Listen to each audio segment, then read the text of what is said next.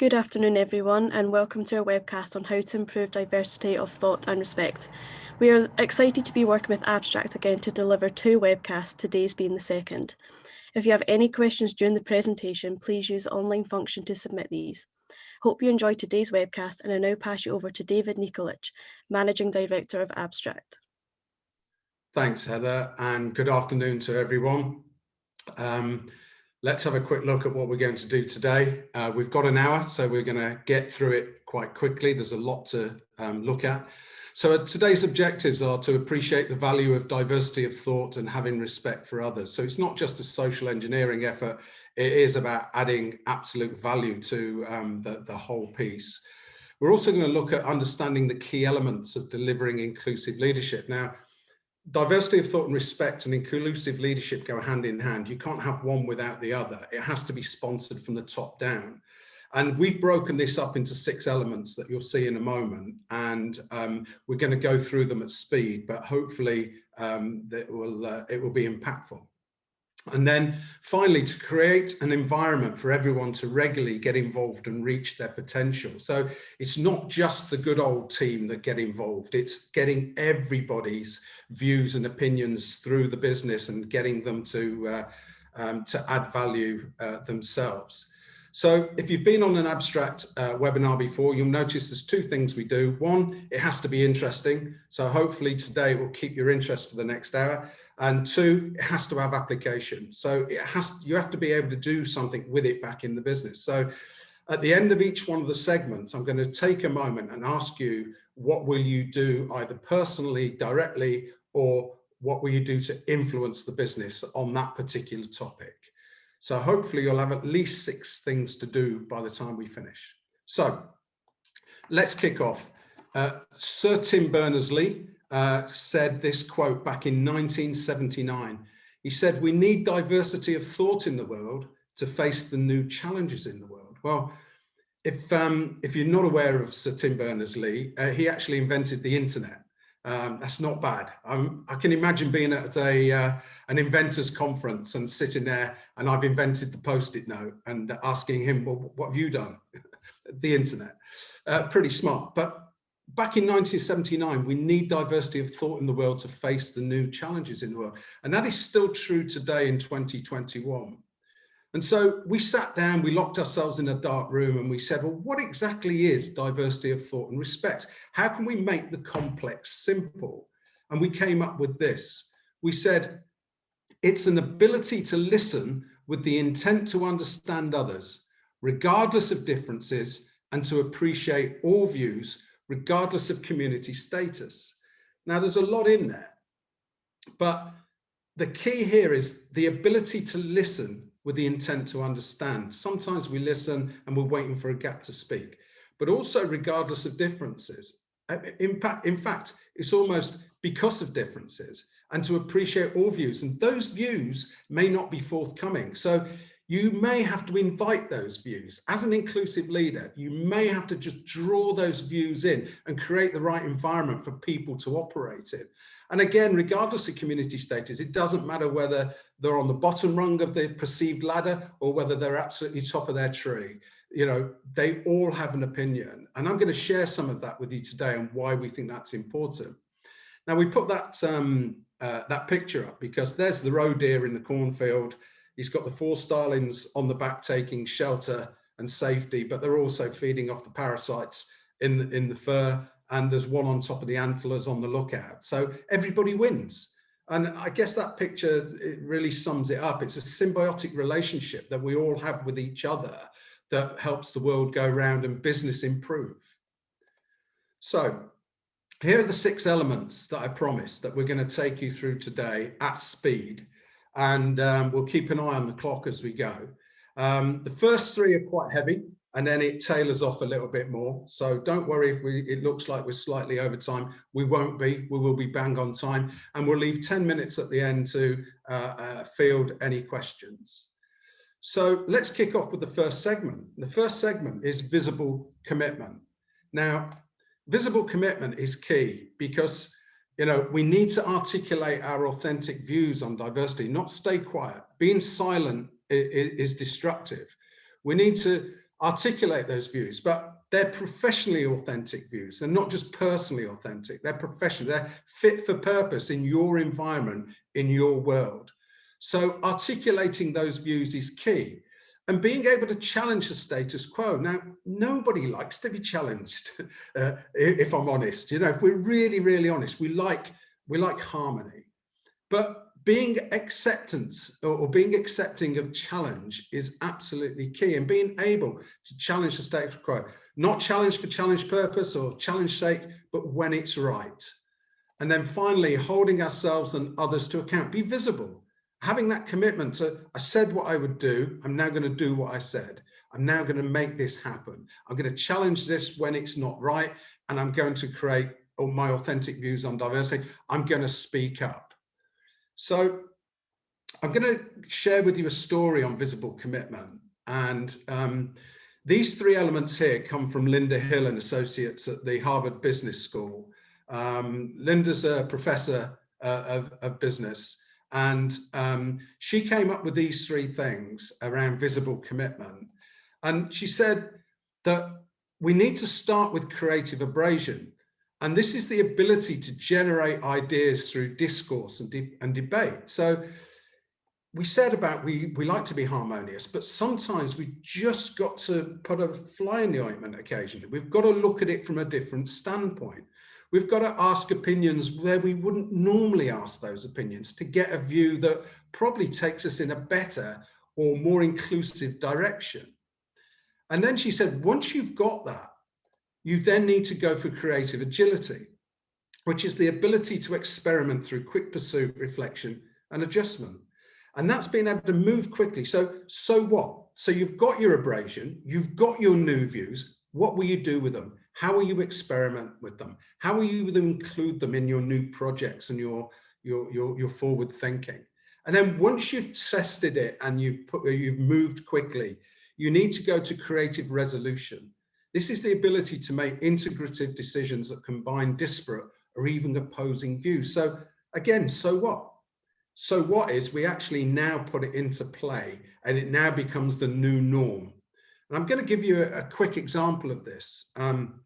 It's a brilliant story, and it takes us back to the 1990s when budget airlines were at their absolute growth peak. And people were flying around the world for the sake of flying around the world and flying up and down the country. And the G7 at the time in their summit, they said that actually we want to reduce emissions, airline emissions, and they want to reduce them by 20% within the next 5 years. And so they set Boeing and Airbus as the key sponsors, and off they went. And they got together all the best minds in the aviation business. And for a year, they worked on all these sensible projects. And they came together in a conference in Seattle, and a year later to assess progress. And they'd given themselves 3 years out of a 5-year project to actually have a point in time where they knew what they were going to do to save 20% emissions. And then they would get 2 years into it to make it all happen. And so they'd been through the conference. They'd got 6 panelists on the stage. They'd got a host. They'd got guest speakers. And the upshot of it was that they probably thought they'd saved about 2% emissions through new fuel viscosity and the mechanisms that injected the fuel. So they reckon they'd saved about 2% in the first year, which set them back a little bit behind target. So they had a great conference. They set their next set of projects and targets, and off they went. And they were all packing up, and the guys on stage are putting their laptops away and unplugging. And there was a lady who was part of the AV team. So part of the audio visual that was there as the, delivering the conference that day. And she grabbed the 6 people on stage and she said, "Hi, that was really fascinating." She said, "I'm an amateur ornithologist." And at that point, everybody just dispersed. They couldn't get their laptops in their bags quick enough and start a conversation and move off to the side of the stage. And one poor chap was left in the corner with this lady. And she'd cornered him, and she was saying, it's really fascinating because everything you've been talking about, she says, I see in the natural world. She says, my husband and I are amateur ornithologists, but we study the big, heavy birds of prey. And she said, they have a similar problem to solve. They have to use all their fuel up. They have a finite amount of fuel, of course. They have to use most of their fuel up getting airborne. So once they get their bodies up, they grab on a thermal, and the thermal takes them up into the air, nice and easy. Once they get out from the thermal, they fly away. And she said, what we've noticed, and we don't know why, is once they hit top of the thermal and they fly off, their wingtip feathers turn upwards. She says, and we don't know why they do that. They fly for 30, 40 miles in some cases, but their wingtip feathers always turn up somewhere between 45 and 90 degrees, depending on the body mass and shape of the bird. So the guy suddenly got interested, and he said, have you got any theories on this? Any written works? She says, no, but I've got loads of photographs. So anyway, gave her his details. She sent the photographs over. And that is creative abrasion, because what they're now doing is getting a view that they'd never had before. And the creative agility was for this guy and his team to then put all of the models into a wind tunnel with these little fins on the end of wings at different angles to see how it rocked the stability of the plane, et cetera, et cetera. And remarkably, they got to the right size fins for each of the size aircraft, and they realized it actually enhanced the stability. They then went to test pilot it, and they did the normal runs without the fins. Then they'd done exactly the same runs in the same conditions with the fins. And remarkably, it saved 18%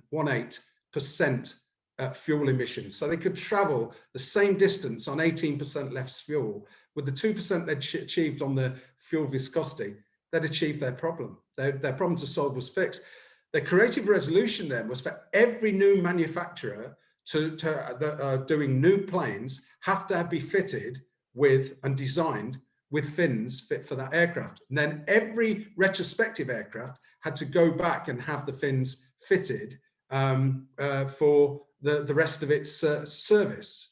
So quite incredible, really, that through creative abrasion, getting a view that they wouldn't normally have had, and moving through creative agility and creative resolution is key. But as an inclusive leader, you need to invite those views. They won't always be readily available. People won't chuck them at you. You need to go and get them. You need to be aware. And the more we are aware, the more we can control. So constructive conflict is win-win. You don't want it all of the time. You need to just pull it in when it's appropriate. So I did say at the end of each segment, we would have a quick look. I'm going to ask you to take 30 seconds to just write down one thing that you will personally change or influence within your organization around visible commitment. What will you stand up for? What will you say? How will you hold yourself accountable? So just take a moment.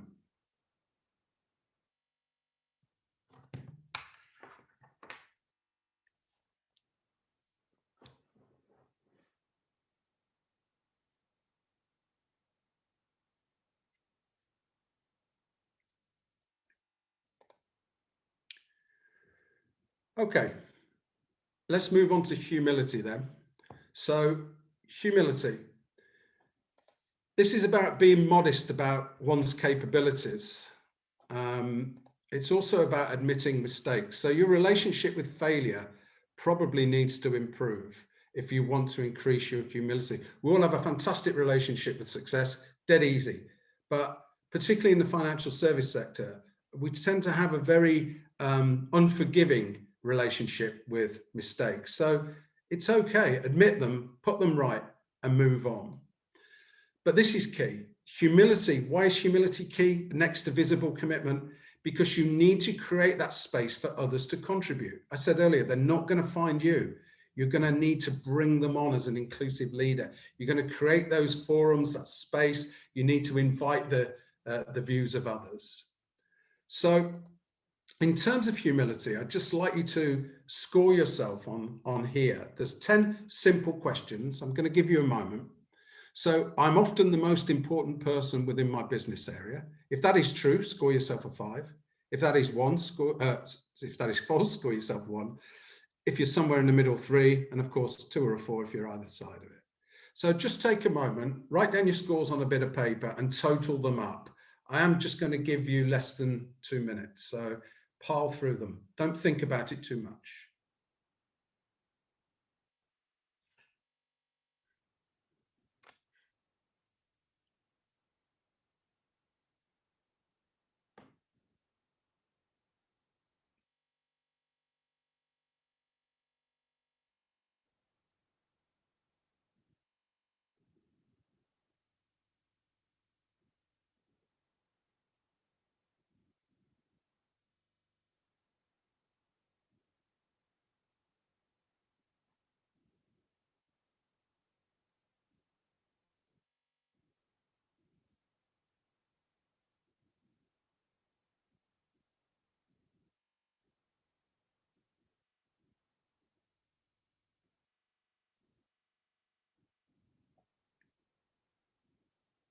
Okay.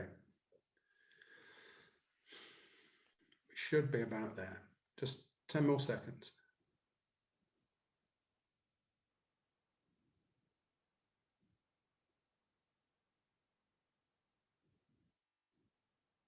Okay. So tot up your score, and Heather's going to launch the poll, and we're going to see what you scored. So there's 4 elements. If you scored between 10 and 20, or 21 and 30, 31 and 40, 41 and 50. So just put your scores in now, and we'll see where we fall out. It's totally anonymous, by the way. It will just give us a flavour of where everybody is.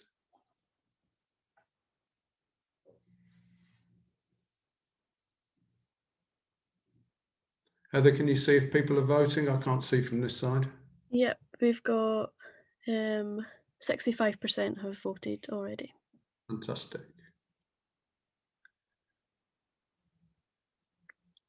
Looks like that might be it. I'll give it a little tiny bit longer. Yeah.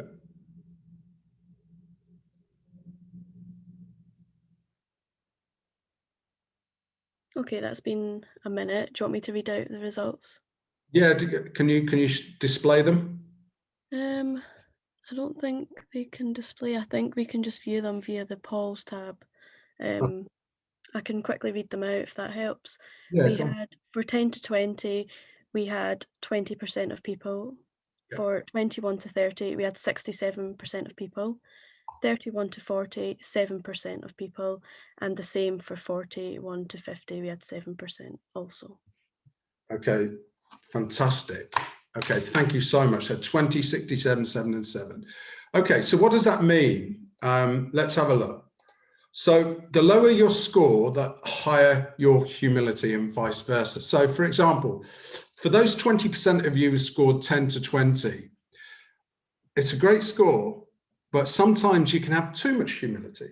So we're suggesting that you may need to raise your self-interest just a little bit more. And I'm going to explain that in a moment. For those of you who scored 21 to 30, you're generally displaying good levels of intimacy. So, you know, how comfortable do people feel around you with your humility? It's not all a boy, it's about you. So that's a good score, 21 to 30. 31 to 40. So, by the way, we had 67% in the 21 to 30. So this is a good team on here.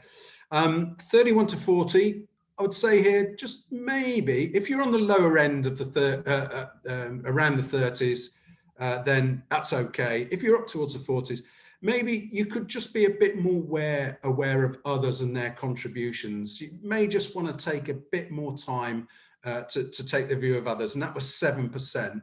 And then the final 7%, we're saying here that you may need to reduce your self-interest, maybe soften your character a little bit more. Now, you'll notice I'm saying maybe.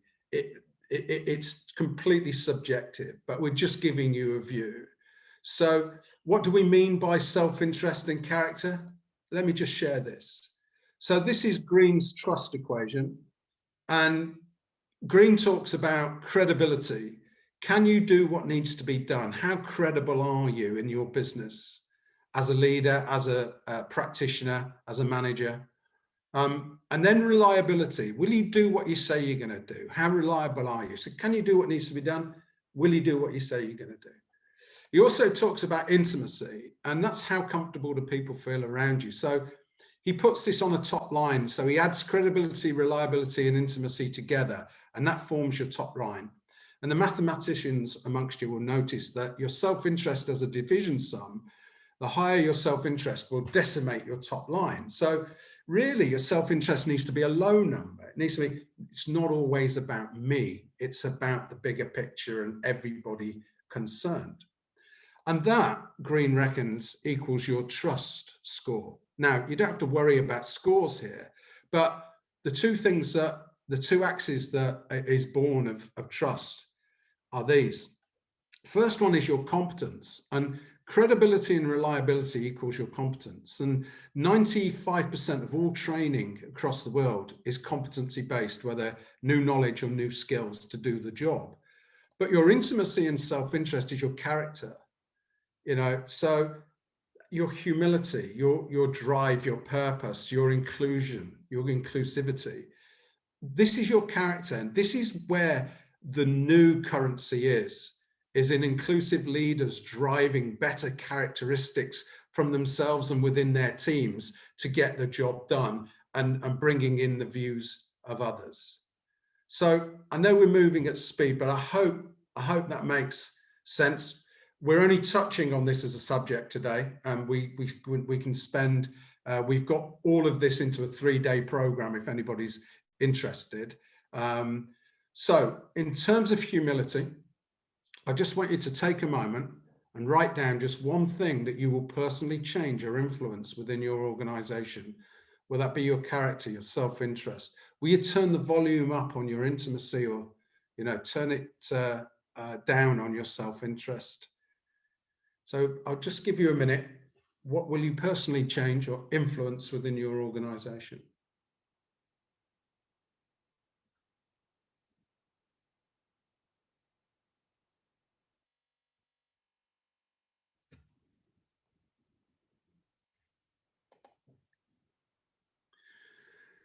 Okay, we now come on to awareness of bias. And of course, we're all conscious about you know, unconscious bias and conscious bias, and training across the UK has been quite prevalent over the last 5 years.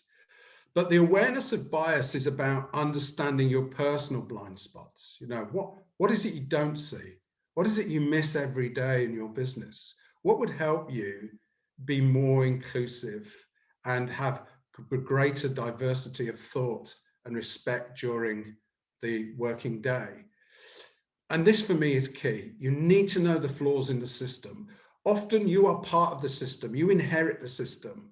And you need to understand, what are the flaws in the system? What is it that's stopping us doing this?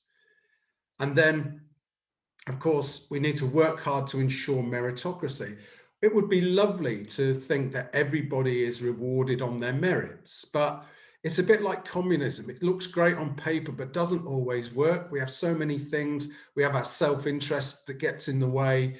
You know, organizational politics plays a huge part in this. And of course, people who are like each other tend to like each other. So we recruit in our own form. We get on with people who are like us and do the things we do.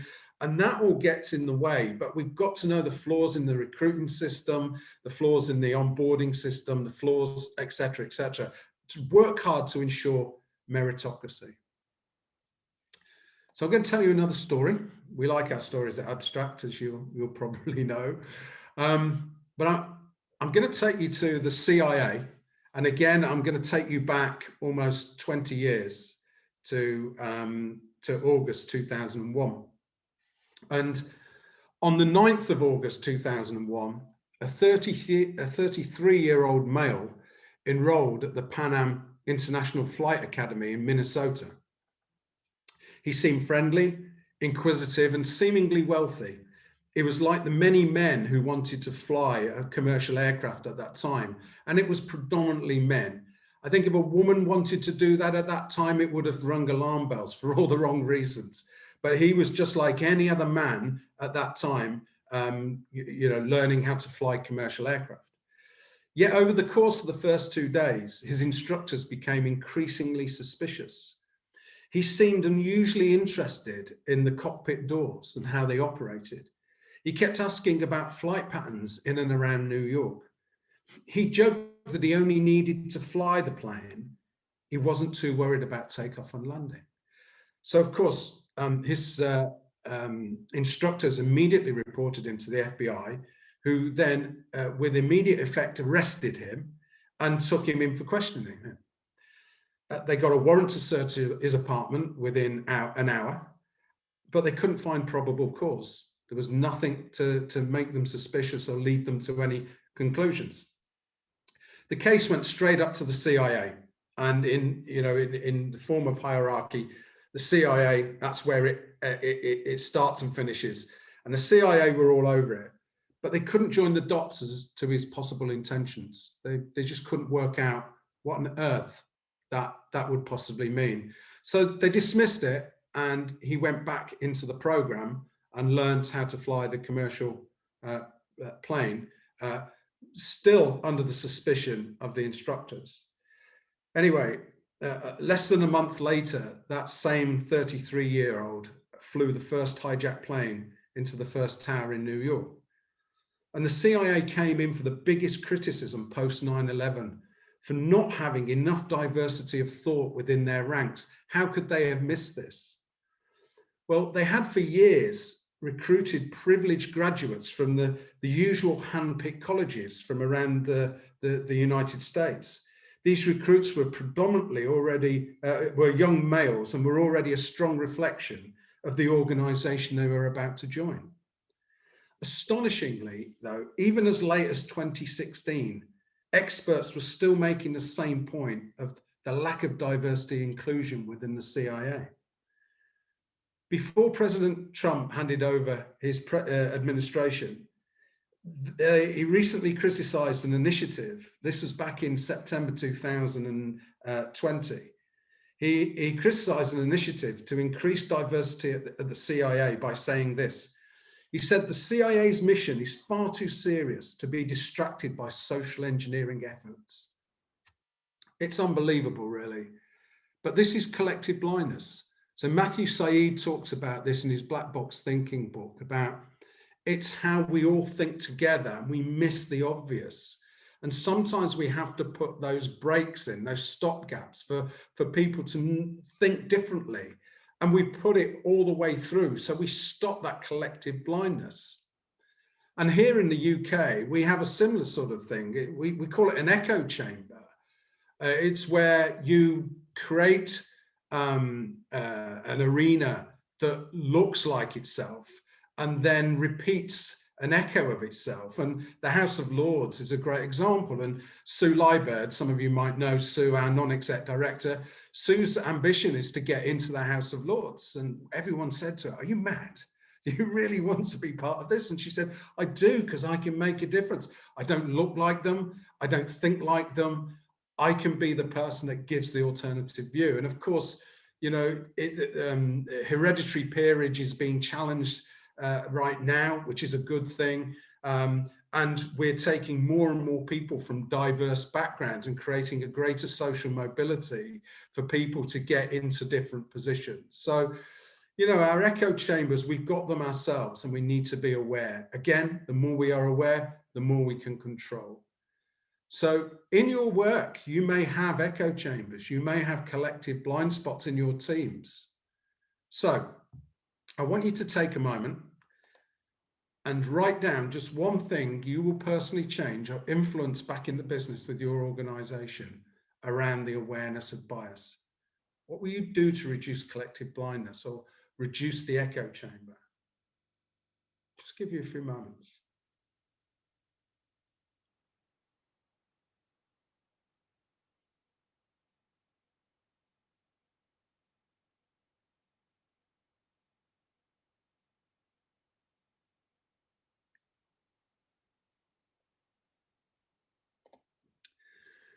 Okay, So we're about halfway through. I hope you're still with me, and I hope you're enjoying it. So we're now going to look at curiosity about others. And this for me is absolutely at the heart of it. It's not being ignorant to views. It's being open to views, and it's being aware. This is about demonstrating an open mindset. You know, let's walk a mile in people's shoes before we make a decision. It's about listening without judgment. We are so quick to judge. We are born with prejudice, if you like. In the first 7 years of our life, we are cooked.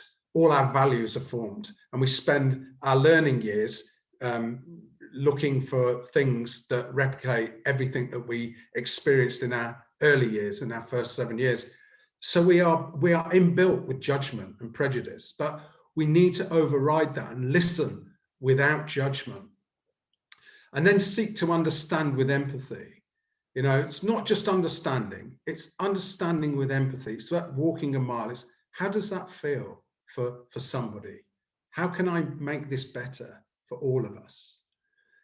And again, the story I've got for you here, for those of you who know Stephen Covey's 7 Habits of Highly Effective People, Covey's 5th habit is about seek first to understand, then to be understood. And this for me is absolutely key. It's at the heart of diversity of thought and respect. And Covey, for his 5th point, if you've read his book, he talks about coming home from a conference on a train late at night, and he sat down in a carriage. It's dark outside. There's only a handful of people on the carriage, and he's got a table to himself, and he's writing out his notes. And he's being disturbed constantly by these 2 children, a boy and a girl, running up and down the carriage, banging the seats, jumping on the seats, tapping the windows, tagging each other. And of course, he spots the man that they're with, assumes it's their father, and the father intimately talks to them, but then turns back out and looks out of the window and stares into space. And so after probably about half an hour, Covey's about had enough of this, and he gets out of his seat and he walks up to the man and he says, "Excuse me, sir." He said, "Are these your children?" And Covey says, "Yeah." And he says, "Well, I hope you don't mind, but he said, I've had a rather busy day. I've come back from a conference and I'm trying to write my notes. I'd love a bit of peace and quiet." He said, "Would you mind keeping your children under control?" And the man looks at him and he said, "I'm really sorry." He said, "We've been at the hospital all day and I'm trying to work out how I'm going to tell my children they're going to be without their mother for the rest of their lives." And Covey looks at him and he says, "I'm really sorry, sir." He said, "Is there anything I can do?" And the guy looks at him and he says, "No, I think you've done enough for one day." So Covey obviously goes and sits down and thinks, number 5, I've got this one. But in all seriousness, he could have made that so much simpler. And what we don't do is seek first to understand. So I'm going to give you your new superpower. Here it is. Is everything all right? That's all he had to do. It's a great phrase. I want you to put that into your vocabulary because it disarms everything and it opens the conversation up to the next level. All Covey had to do is go up and say, "Excuse me, sir, is everything all right?" And that would allow him to understand before being understood. It's your new superpower. I understand Spider-Man uses this quite a lot for those of you who are Marvel comic aficionados. So that's why Spider-Man's up there. But it's your new superpower. Is everything all right? So, said they get a bit quicker in the second part. So, curiosity about others. I want you to write down just one thing you will personally change or influence within your organization when you're back into the business. So what will you do? Is everything all right? Take a moment.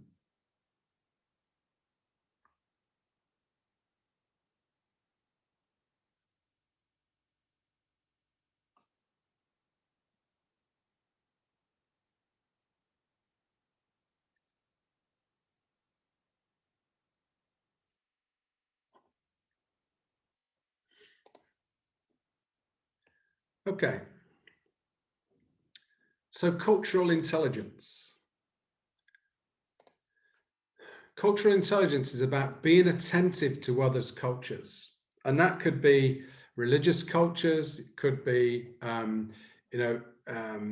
colloquial cultures, it could be any type of culture.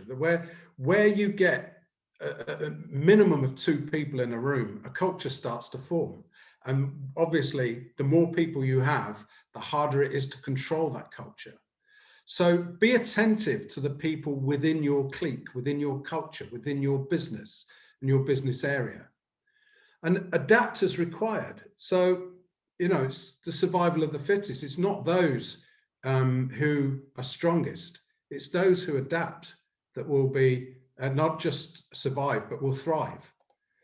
And then have that respect for diversity of thought. Really value it. Whereas it's not social engineering. There's a value to this.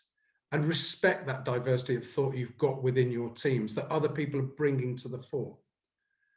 So let me expand on that.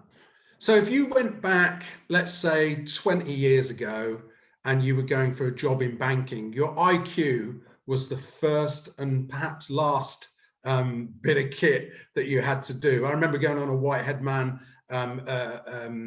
assessment when I worked at RBS.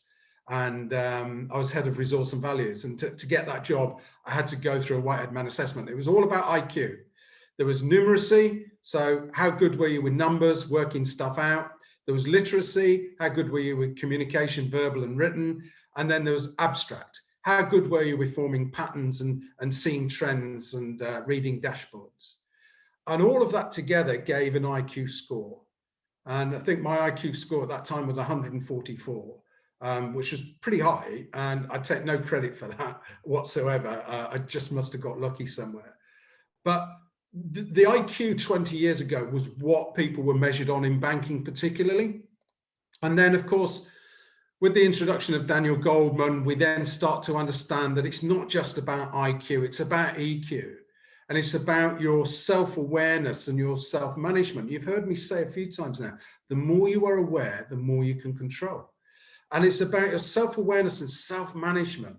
And it's not all about you, and lower your interest and raise your character. And it's about your social awareness. How well do you fit in culturally and socially with your environment? And then, of course, it's about the relationship management across the business.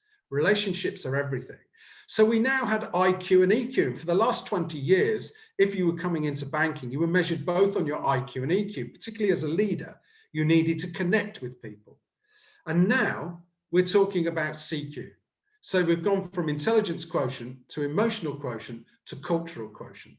And we're now looking at what is your cultural intelligence. So how much knowledge do you have about your culture and adjoining cultures? What are your behavioral skills around culture? How do you improve and bring people into the mix? How do you invite those views? How do you stop before it gets started and you work it through? How do you get people and groups to work this out for themselves? Because at the end of the day, what people help build, they will not destroy. So we've gone from IQ to EQ to CQ, and CQ is the new currency. So I would ask you a question. I would say, how big is your map of the world?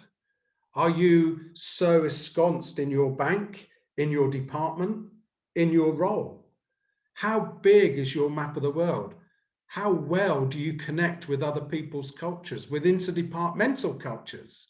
You know, if you work in somewhere like HSBC with 200,000 plus people, you will, and across, different continents, you are going to have a myriad of cultures within cultures. You've got teams within teams. How well are you aware of this? How well do you evolve and adapt into each of these? Because the better you are, the better you will be in business, and your results will follow through. So there is a maxim that says we adopt the role of how we are treated, and that is pretty much true. So if a child lives with criticism, it will learn to criticize. If it lives with hatred, it will learn to hate. So we adopt the role of how we are treated. So it's really, really simple. Treat people with respect.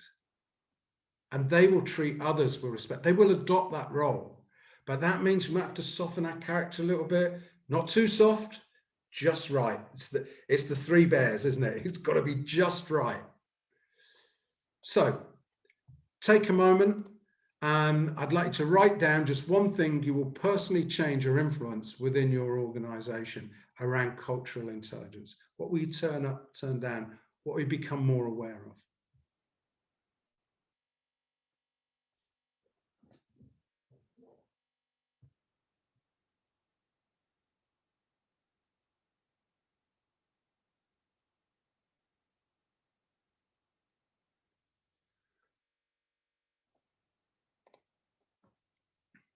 Okay. So we should now all have about 5 things that we're going to do. Let's take you through the last one. This is about effective collaboration. So we've gone from visible commitment through to humility, awareness of bias, curiosity about others, cultural intelligence, and this closes the loop. This is how we effectively collaborate. And you can over collaborate and you can under collaborate. So again, it's got to be just right. So this is about empowering others. This is about not abdication, it's about delegation. It's about empowering others to have a voice, or empowering others to work stuff out and to come to you not just with problems, but with solutions. And this for me is absolutely key. This closes the loop. This is about creating psychological safety. In a recent study, it showed that people will either undershare, they'll say nothing because they don't feel psychologically safe. They don't feel that their voice is warranted or should be heard. Oversharing, surprisingly, is also psychologically unsafe. People overshare to actually prove their worth, to actually show their workings out. So actually, I'm worthy of what I do. We don't want to overshare. We don't want to undershare. It's got to be just right. And you've got to create, as an inclusive leader, you need to create psychological safety. And having diversity of thought and respect does that beautifully.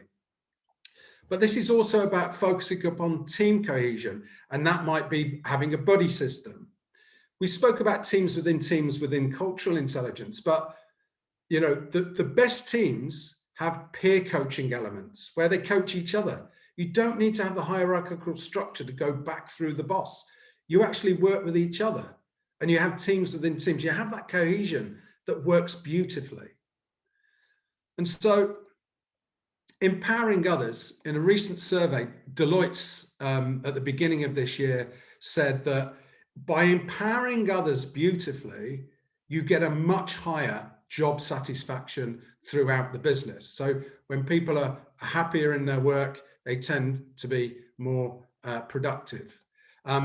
You then get a better employee engagement. So, people are now wedded, and if they're wedded, they tend to retain better, and you then attract more talent to the business. It also, they reckon, creates a much fairer environment by empowerment. So therefore, that fair environment creates a psychological safety where people feel it's okay to get involved. It also has a stress reduction. It reduces stress, which means people don't go off work with as much as they used to. And again, in a recent survey, we found that people who went off work with stress, even though the symptoms might be a horrible boss or being overworked, what they found out was that stress was directly related to a lack of clarity. So whether it's a horrible boss, as I say, or whether it's overworked, there's a lack of clarity of what's required. So your stress reduction is key. And then you get knowledge share. Knowledge share comes along where you get the peer-to-peer coaching and people start to share the knowledge. And then, of course, you get the productivity boost. And Deloitte's came up with a 21% productivity boost. If you get all these elements right, you can get up to a 21% productivity boost. Where else could you get that? It's amazing. So finally then, this is about, I said right at the beginning, when I said our definition is an ability to listen with the intent to understand others regardless of differences and to appreciate all views regardless of community status. But I did say, didn't I, you may have to invite the views of others, and that creates a psychologically safe environment. I want you to talk to me. I want you to talk to your colleagues. But inviting the views of others is a skill. So we want you to think about the most junior person in the room, to invite their views. We also want you to think about perhaps the quietest person in the room. And we also want you to think about the least represented person in the room. But I did say it was a skill. Just picking on these people will not create psychological safety. What you have to do as an inclusive leader is maybe share an agenda with some of the least represented people or quietest people or junior people that are coming to the event or coming to your meeting. And ask them on the agenda, what parts of the agenda interest you most and why? And then the most junior person might say, oh, it's X. Tell me why. That's a really good view. I hadn't thought about that. Do you mind if we share that one early on in the meeting? No, not at all. Great. They know it's coming. They're ready for it. Early in the meeting, you get the view from the most junior person in the room, and other people think, that's really interesting. I hadn't thought of it like that. Also, you can do the same with the quietest person and the least represented person. But this takes skill, it takes sponsorship, it takes leadership. But more than anything, it takes you to improve the diversity of thought and respect within your teams. And if you do this, you cannot fail, but you can fail to do this. So they are the 6 elements. I want you just to take a moment. We're absolutely bang on time. I want you to write down just one thing you will personally change or influence within your organization for effective collaboration. Take a moment, and then we'll finish off and open up for Q&A.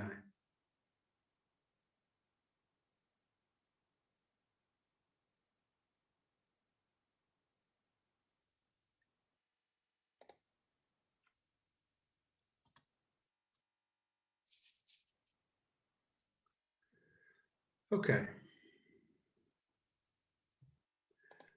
So Malcolm Forbes from Forbes magazine, etc., said, diversity is the art of thinking independently together. And I love that quote. And what's great about that quote is that it's almost a contradiction in terms, but it's the art of thinking independently together. It's getting that independent thought back into the room so everybody can grow it simultaneously.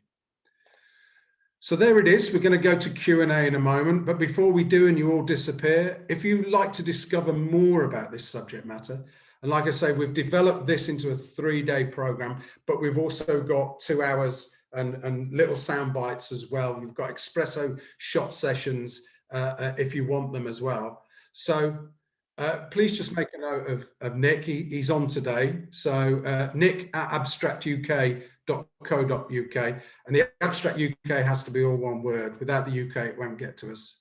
So Nick at abstractuk.co.uk. And so there we have it. I hope that's been interesting. I know we've got some comments and thoughts coming in and some questions. So at that point, I'll stop sharing. And there's Nick. You can see Nick. Say hello, Nick. Hi, everyone. Thanks for joining. And there's Heather. So Heather, do we have any questions? Yep, great. Thank you so much, David. That was super insightful. I have a question here. Would you say it's easier for smaller companies to be more culturally intelligent? 100%, yeah. So we believe that culture is only as good as the worst behavior you're willing to tolerate. And as soon as you tolerate that behavior, it's like a vortex. It all gravitates towards it and swims towards it because you've allowed it in one place. So of course, if there's 100 people in your business or 1,000 people in your business, it's a lot easier to keep control of that cultural element than if you've got 220,000 people in your business. So the answer is unequivocally yes. Smaller companies, easier to control cultural intelligence. Great, thank you. Another question here. Unconscious bias training across the UK seems to have had little impact. Do you think this is true? And if so, why? Yeah, unfortunately, I do think it's true. I think it's had little impact. It's had some impact, and that's the good news. And I think a lot of companies by now have all done the unconscious bias training. And as a result, we are now more aware. As I said, the more aware you are, the more you can control. What I don't think has happened in that respect, and it's a great question, is that I don't think we've embedded the change. I think we are now aware, but we haven't quite embedded the change. And that's what these type of programs do. They put the next layers in so people can actually go to work and affect the change and use the application as opposed to just have the informative knowledge. Great, thank you. Another question here. Do you think we can harness a better working relationship with failure within the financial service sector? Yeah, I think absolutely. And that's another great question. I think, you know, the financial service sector since October 2008, when the credit crunch hit, has probably battened down the hatches, and quite rightly too. And I think, you know, we've almost put high control into everything. And I think what we need to do as a banking organization, and we need to maybe have an equilibrium of risk and control. So the lower the risk, the lower the control. Some people aren't going to like that, but you have to, if you particularly are going to empower people, you need to say, is it low risk or high risk? Then if it's low risk, why are we applying high control? And that is the culture in itself. So yeah, relationship with failure has to improve. Easier said than done, by the way, Heather. Great, thank you. I'm just looking. Don't see any further questions. Oh, we've just had one in, that's great. So this is from an anonymous attendee. How would you suggest organisations can learn from the current experiences where many of our colleagues will have experienced vulnerable circumstances? In theory, this should build in a greater understanding and empathy for our customers in difficult/different circumstances, so-called vulnerable customers. Yeah. Another great question. And I think, you know, the vulnerable customers they're high on the agenda right now. But again, I'm not sure if we're really showing the empathy that we need to. And one of the things that we talk about diversity of thought and respect is not just about being least represented in perhaps color or religion, etc. But there's also neurodivergence.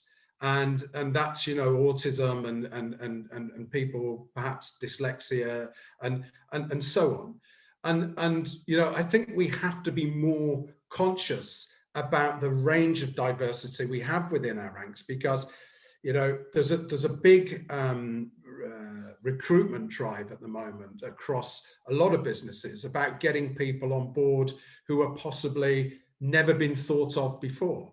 And I'll just share a great example of that is so Green King, who are the pub group, who have had a really torrid time of it lately, of course, to lockdown.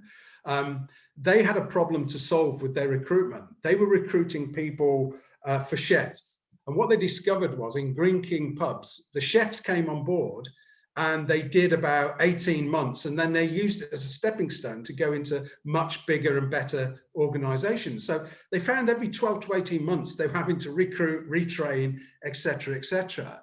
And so what they then did was they went to a specialist agency and they said, why don't you vet and recruit people who are ex-cons, ex-prisoners? And they said, no, we wouldn't want to do that. And they said, well, ex-prisoners with a good record usually come out with good either gardening or chefing skills. You know, they're cooks. And what they discovered was they started recruiting the right people from rehabilitation. And these people not only came on board and did a great job, but they stayed for life because they didn't think they would get a good reference or other people wouldn't look at them as favorably. So sometimes you can see what you've always seen, but you have to think what you've not yet thought. And we have to do that with vulnerable people. That's great, thank you. We probably have time for one more question. We've got one in from Helen. She asked, do you have any additional key tips to encourage quieter members of a group to feel more inclusive and increase their confidence to contribute? Yeah, I think the best tip I've got here is to actually give them an item on the agenda. So I would actually work with them beforehand and give them an item. So they've actually, and it might only be, a 2-minute item, but I would like them to share it and get them a platform.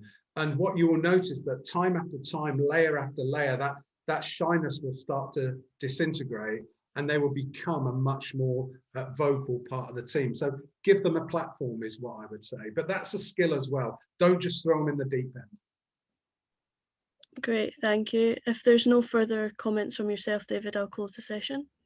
Great, and we're bang on time. Excellent. Heather, just as a reminder, if anyone wants any of the key slides from today's session, get in touch with me on the email address that David sent earlier. I've also put it in the chat room as well.